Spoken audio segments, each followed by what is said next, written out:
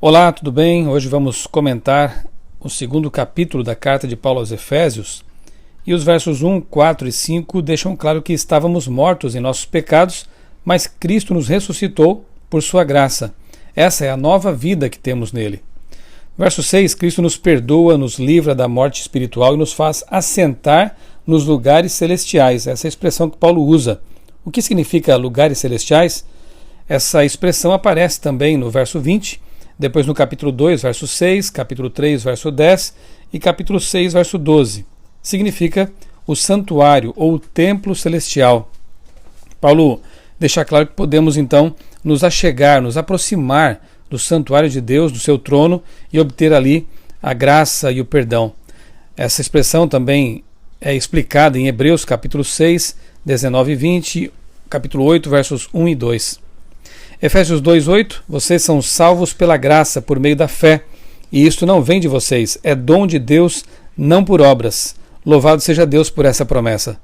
Nenhuma obra humana seria capaz de comprar a salvação, do contrário, ela seria muito barata. Verso 10, somos criação de Deus duas vezes. Ele nos trouxe à existência e nos recriou em Jesus. Não somos salvos pelas obras, mas Ele nos criou para praticar boas obras. Boas obras não nos salvam, elas mostram que somos salvos. Verso 12, sem Cristo somos todos estrangeiros, separados do povo de Deus e excluídos da aliança.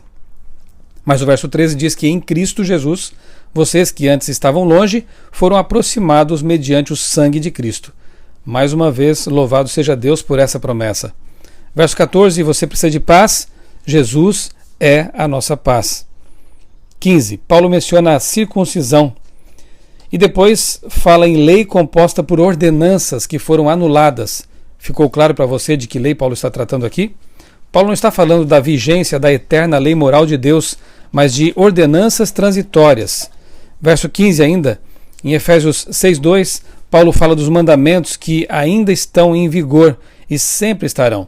Portanto, para entender o verso 15, precisamos compreender o pensamento de Paulo com respeito à lei de Deus e admitir, como já dissemos várias vezes, que a Bíblia não se contradiz. Se a lei que Paulo considera santa, justa e boa, eterna, que ele mesmo guardou, é a eterna lei de Deus, os 10 mandamentos, não pode então se referir aqui, Paulo, no verso 15, a essa lei também, ao dizer que ela era transitória e consistia em ordenanças. O próprio capítulo mostra aqui no contexto que as ordenanças tinham que ver com aspectos cerimoniais que realmente tinham prazo de validade. Verso 16, a cruz destrói a inimizade entre os humanos, pois nivela todos eles como pecadores carentes da graça. Verso 18, por meio de Jesus nós temos acesso ao Pai, por um só Espírito. É a Trindade nos reconciliando consigo.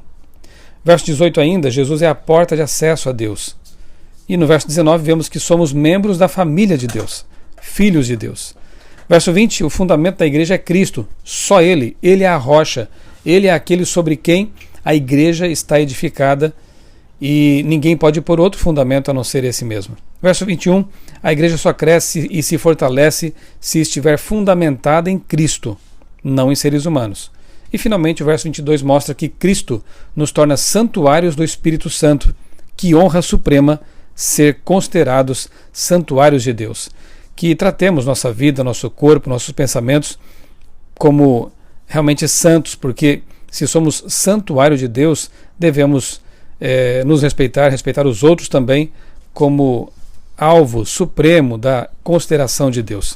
Que você seja também um santuário de Deus, que o Espírito Santo possa ter morada no seu coração e na sua mente. Eu sou o pastor Michelson Borges, desejo a você um dia muito feliz, muito abençoado na companhia de Jesus.